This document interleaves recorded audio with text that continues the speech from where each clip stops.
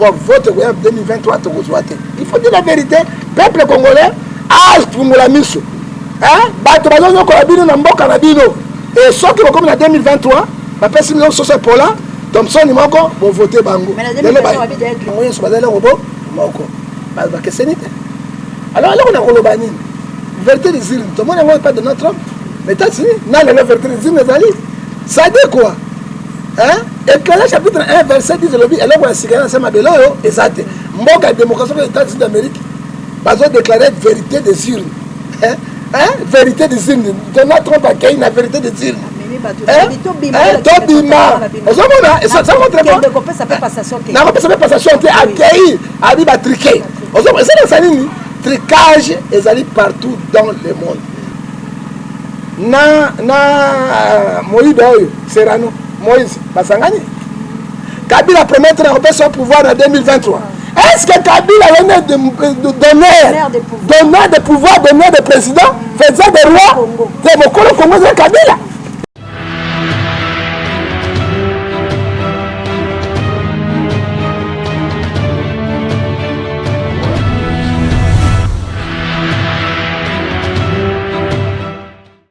Bando ko balandi to bandi peza ko kena biso la suka émission ya lelo to yaki pa to lobela ba chrétien oyo baza mingi ba pasteur bandimi ba komina bango kimia alors soki ba boko limpate bazali lolenge oyo en tout cas libote ya mama olangi botia mémoire na ya papa na mama na kimia bozongisa lopango ya papa batu pamba te ezali soni batu ba dévoiler que lopango les alaki ya binoté pe bozali ko boya ko bima pe bofuta kata c'est ko si fait msi bobone côté ya combat bobone ko loba servitude c'est que bilo bobone ba servitude servitude na minene oui lelo makambo bimi papa to bali ko kena suka to loba ta mwa moke to ko tata mwa makambo ya mboka polo ko ezali kala tango ya basali to ko te pe basali papa na nga okoloba nini belé ya bandimi na bino o sikoyo mingi pe bakufi na likambo etali zando ngobila ke kotoka basalite tout ezalaki na barwaka dingi na bipai aye kotia yango pe Félix alekalaki mokolo wana bazalaki na basololi la ministre na intérieur na ngobila pe moka lekaki na zando Félix apesi maloba bakanga zando basoda batelemi bwe ba mama batiaki moto bakasi babeti masasi ba gaz lacrymogène biso tokele po tozo bilili en tout cas tozo kite po soda lo biso ko koti en tout cas malamu abomayo na bobangi pe tozo maki mais la pesa ka verset biblique au mingi na kati na mokanda na proverbe 24 verset 12 quand le peuple 28 quand les peuples sont dans la gloire c'est la gloire du roi quand les peuples sont dans la ruine c'est le malheur du roi comment ça ils ont quoi des millions et des millions avant que zando wana pour nous qu'est-ce que nous souhaitons maman wana mboka yango zo l'accepter moto que ça bon moteur kaka bon moteur au changer bizarre mais chauffeur to changer alors tant on changer chauffeur est-ce que bizarre la moto qu'on est changer et ko changer te ezaka ndengi moko président de la République ko défendre le peuple na yo gouverneur FCC yo autinye kuna na yumbi boke ba deganya sana na yumbi hein rapport à Mamping, Azana Kati, va récupérer hier. Quoi, à son canini, bateau, bakufa kaka qui ça quoi message pour ça bateau. Est-ce que maintenant quand on a beaucoup qui ça ça la République du Congo et puis président bateau ba tchaka motema. On continue à complice ya baliko pas bateau. Ba boni ba pique mais belé parce que bakufa ka mikoza cause ma belle na bango. Qu'est-ce qu'on pourrait dire? Maman ngobila za étiquette. Ni beko yotika na likolo, tikatonyo kola bango. Pour vote 2023, il faut dire la vérité. Peuple congolais pour la mission. Bato bazonyo ko bino na mboka na bino. Et soki ko comme en 2023, ba pesi million soso pola, Thompson ni moko bo voter bango. Mais la démission va bien glissé ezali moi 2 ans motivé. Glissement ko zate parce que Kabila tikaki pour la constitution. Atikaki yango pour la constitution. Alors il faut pas respecter la constitution. Glissement ko zate parce que mboka ezotambola te et loko mo changer te, tozali les mêmes. Merci Bandeko Balandi Océan du Congo vraiment toke la personne suka kasi prophète ngefa pona ko suka sa pesa malobano ya suka tozali ko tuna o Martin Fayulu Madidi azalaki na conférence de presse na mikolo meuti koleka kasi moto représenta ki yango azalaki bongo directeur ya cabinet na ezali bongo mwana mboko amami mais pona zo pesa bongo feza mbote belé balobi babimisa ki moi gouvernement na bango moi base oyo ko sunga bango pona okende vers la libération batiaki mwa bipai na bipai ezali mpo batambola désordre te kasi batambola ya solo mpe babundela vérité des urnes mpe babunda mpona libération ya république démocratique du congo ntango oyambaki makambo wana mpe namonaki yo te mama te nakozala te eza toujours baventure faut dire la vérité ntango tozoma na pouvoir to bape na baopposant bango nyonso bazali robo moko bakeseni te alors eloko na koloba nini vérité des urnes tomoni yango pas de notre homme mais tati nalelo vérité des urnes ezali ça dit quoi éclairage chapitre 1 verset 10 elobi eloko ya sika na se mabele oyo eza te mboka ya démocratie ya états-unis d'amérique bazodéclare vérité des urnes vérité des urnes donald trump akei na vérité des urnes tobima ozomona ça montre nakopesa mpe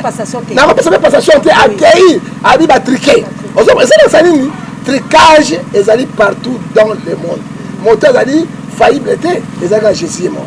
alors eloko martin fayulu asali wana ngai na mwana ezalaka baventure pourquoi nayebi baventure tomonaki tshisekedi le père na 2011 kabila azwi pouvoir ene makasi abotoli akangi mpe na boloko apretaki serment na ndako na ye asaki mpe gouvernement na ye aportaki nini zéro faut dire la vérité aportaki zéro ya mibale donc isanga fayulu azosala bakamba yango ye passer la même chose au Tshisekedi le père asalaki yango et quoi porter rien même après serment et que ça là rien et dans le gouvernement et que ça là rien parce que azala ministre des affaires étrangères ana diplomatie libana mboka te azala ministre des affaires intérieures te oyo azala ba soldat akosala et que ça nango rien oyo ezali ni embrouillement politique fate matin fali toyebaki yenda azwaki a préparé l'élection 2023 lokola bemba akei mouton noir Katumbi mouton noir. Ce qui est plus grave, Kongola boyokanga. Bondimai Kabila na Kim Kwamwanza. Na Moïse Oyo, Serrano, Moïse Basangani. Kabila promettre de son pouvoir en 2023. Est-ce que Kabila venait de donner de pouvoir, donner de président, faisait des rois de Mokolo Congo de Kabila? Il y a seul pensa. Moïse yango mwana kinyo sacré ekufi Moïse abeni bem o ben na moto posa mbongo apesi ale bakekule pa Kabila ko bisaki bino babemba ba Moïse bango batu ya Kabila ba inyo sacré na bino ba mende ba yei Kabila tindi bango ba ko détruire eke musika lelo inyo sacré pandani il y a pas marque le bien le to so protéger ndé o na ba député belé ba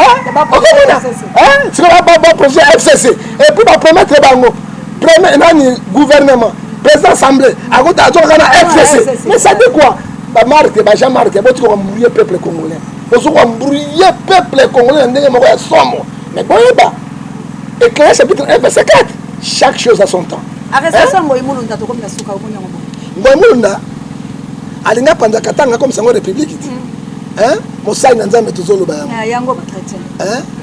et soki tokamati pasteur était bizaleli soki tokamati mama océan na likambo ya Ngoyi Mulunda bible ezokoyebisa biso eloko moko awa boye eyebisi biso eloko moko elobi na 2 Éphésiens chapitre 2 verset 17 Christ est venu pour annoncer la paix et 1 Corinthiens chapitre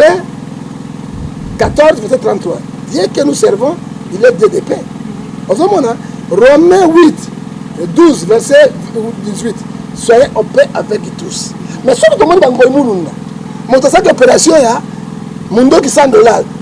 Ngoyi ana minduki combien bomba Ngoyi Mulunda yango ono atindi minduki na Katanga oyo aretira yango po basa secession de Katanga papa mosusu kola papa epine na ebite kingu pende papa moko na ebite sur le papa na te tata ba Kabila tata ba Tshisekedi tata ba Fayulu papa moko ya lolenge ata moko ya portisante baneta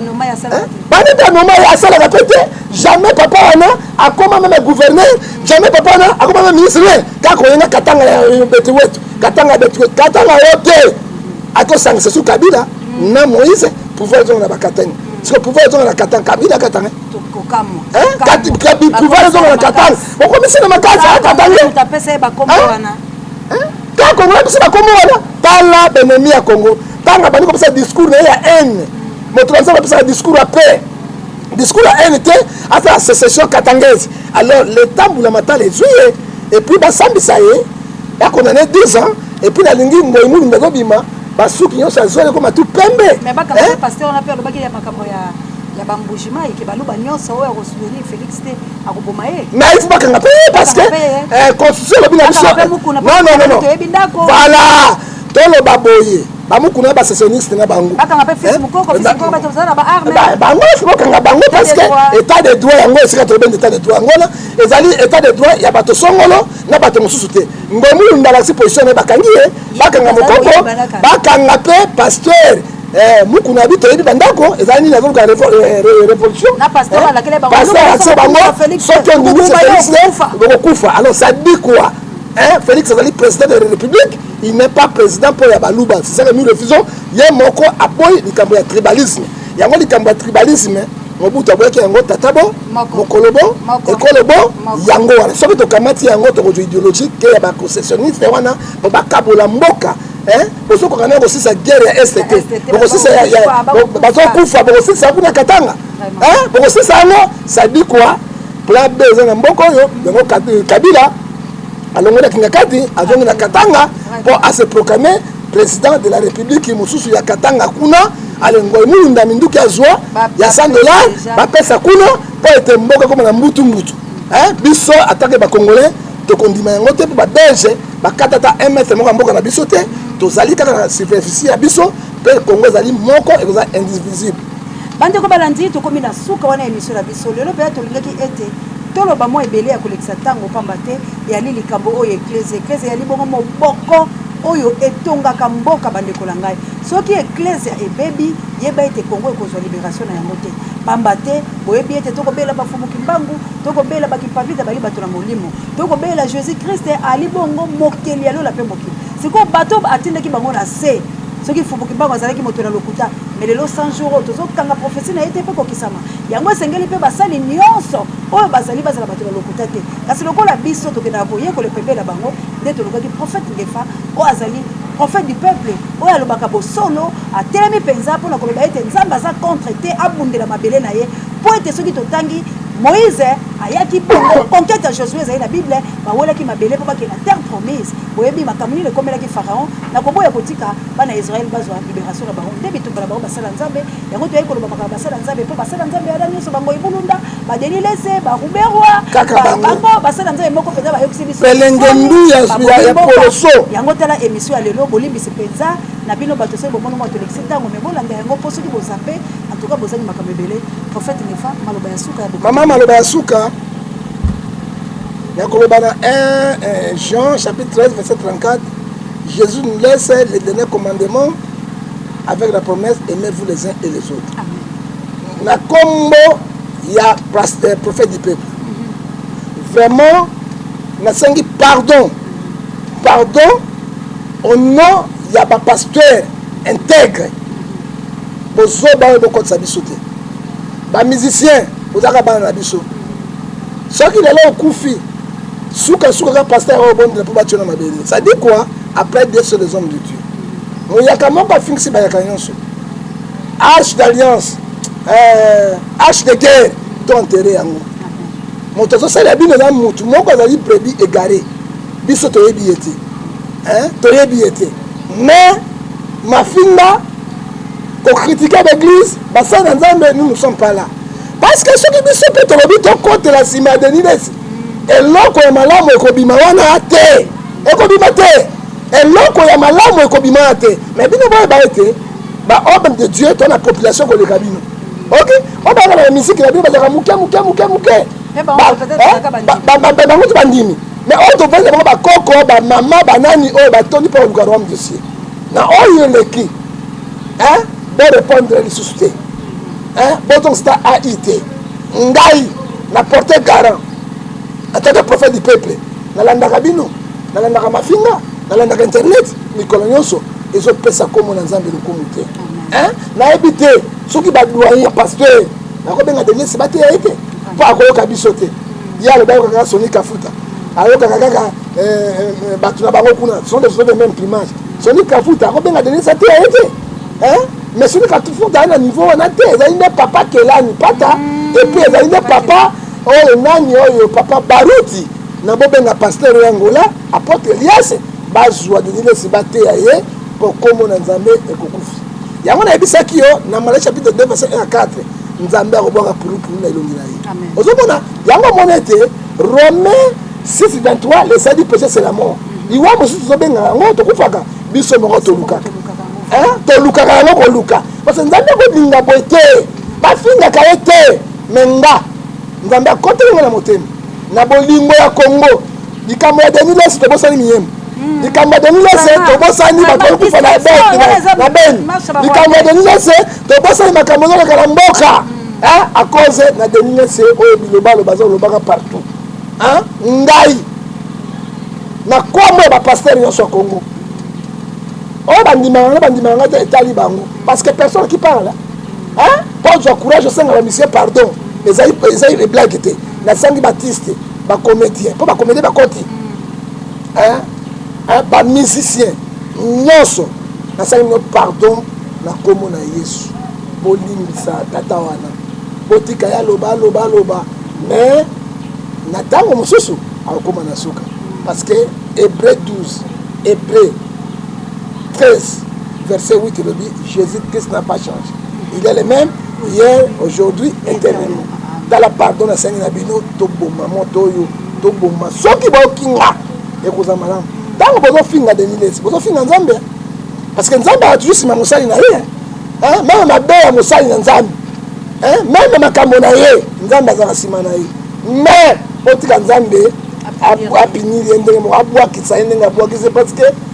namoni eloko moko azoloba na kata akotoka pamba okonta asili koloba bafingi asili koloba sabote ye moko likambo alukaki akomisango na suka nzambe apambola bino napesi mbote na mama na ngai aboti ngai oleki basi nyonso na kitoko na mokili oyo avandaka na kati na Genève na Suisse mama Edoxi kolo apambola ye napesi mbote na papa Ngefa ancien bogar oyo aleki mibali nyonso na bogar mpe na propriété kolo apambola na kati na Genève oyo mwete ya mama Edoxi napesi mbote na India elumbe 1800 km na mbandaka na bongandanga alandaka mamoseya alandaka mingi mamoseya yoyo alobi awa randa kota tete ko défendre mabele ya mboka kino na suka nzambe apambola yo napesi mbote na Archile Kavena Diabuko oyo penda partenaire na ngai mosumbi ya solo na mosala nzambe ko la pambola ye et puis napesi lisusu mbote na Pape Théo Mukendi otobengi Grand Chocolilo kolo apambola yo Francisco da Costa na Londres GSM et FOTV kolo azana yo kitenge Nkoy Vivian oyo atongoli biso studio monene kitoko oyo nzambe apambola yo mingi papa no bazo contribuer mpona œuvre na nzambe ngai apambola yo topesi mbote na papa Guillaume Eloni tula musi papa camion mpe na lembi nazili camion ngo tina lembi prospérité élévation wana moto apesa motuka ezali blague te mbote ya suka nayi kopesa na mama na bebon sono ndaye nakoinvite yo na émission tozosala ye ensemble nakoinvite mpo ozwa mpe mwa likambo pesa eloko ozwa eloko yo motu na ngai na obenga oyo ata mwa 100 000 na otya na poche na 30 000 nzambe akosunga yo oyo aboyi nakokale ye parce que yo mpo ozali actrice monene na kati ya mosala oyo nzambe apambola yo oyo tobengi mama na bebon sono motema malamu koleka mama Santu Maria mama Yesu lokola mama Elizabeth oyo tobengi ye ntula nina bengai 6600 volte egai sola simba oyo kagre nani se babi kabala mama na bebon sono oyo tobengi mopepe ya Noe mvula Noe ekumbaki kumba biso ala kelele oyo tolobi longilima mpe longilima suka nango nini komona ye mokenge chubu oyo aboya asala mokili merci bandeko balandi wana bino moko vraimen boyebi ngai atengami yo longilima eyali makambo suka nango mpe chubu vraiment nzambe alola apambola bino papa Désiré bo kwa papa Désiré qui m'a mingi. Maman baninga tu ba contribuer pour la construire l'église maman c'est contribuer te ya mwana na nzambe. En tout cas na kosala papa. En tout cas tu as biso ba ciment, tu as biso maman nzanda maman tala nanga tozali kola pambola sorti na boko. Et puis ba nyos ba sur ba enfant ko la kandele ki. Ko la kandele ki. Oh nyos ba sa nzanda pambola bino. Maman nzanda pambola ko zali chrétienne, pe na okaka lilo banzambe za boko na ke mo de te bénisse. Amen. Vraiment botuna papa Désiré botuna na maman Elisabeth botuna voilà vraiment bozali mosika na ngonga o bozali ko kende vers 20h ou 21h Nzambe alo la penza abate la bila bozali en Australie wana moni bongo lik makanaki made na Autriche wana yayo eratakate merci na bandeko nyonso o vraiment bozali partout ay bakula kalo sako tinyo bokila lokone fa pekato pas pekato kila lokone fa pekato kila me plus 49 vraiment Nzambe alola amona mama Jawa assalamu alaikum na bamisima nyonso anita babe fokulo moto posa tellement ébélé merci l'équipe technique vraiment aux allez pour accompagner sur la tango nyonso Judeka notre réalisateur Nzambe alola apambola yo merci à notre coordonnateur d'Acosta Mondele El Campo de ne jamais merci encore une fois la Pape Joy directeur recherche stratégique et pourquoi pas Sango Mokonzi Parabe Biso Babiso et mon ami de tous les temps Juno le soir et pourquoi pas Levier Estena Kankola Bomeka Yoko le Fokuta Kokelamba Longo Nzambe alola vraiment à mon avis. Joyeux anniversaire à toi, Pichou Lopinga. Que Dieu vous bénisse. En tout cas, mingi ya kolo bezali. On a lelo, tolobi ba sali ya nzambe, ba pasteur, au fin sa kombo ya yesu. Pambate chatiema et koya vraiment na ndenge ya mabe. Nzambe aleka na kopambola biso. Bino o bolandi te, tozalaki bongo na prophète ngefa obozi biso bakatikati. Bo continuer penza kolanda tina suka. Bokoyoka mapambo na bino. Ba programme tangola na bolia botarde bono itva RMC bokomela bino. La reine Queen Mamour d'Angola, la Mokiteno, Florence Matolovido, et pourquoi pas Abou le Patra, Mokole Lokolo, prophète Laurent, Lorenzo, pasteur israélite en Angola, Doudou, apôtre Doudou dans South Africa, autorité morale, Pascal Tabou, et pourquoi pas Itumi de Patrick Boza, tel mébélé, j'ai des calobila Kata, Bao Botikali, Maboko la Motema, Nalina Rabino. Kraka. Bye.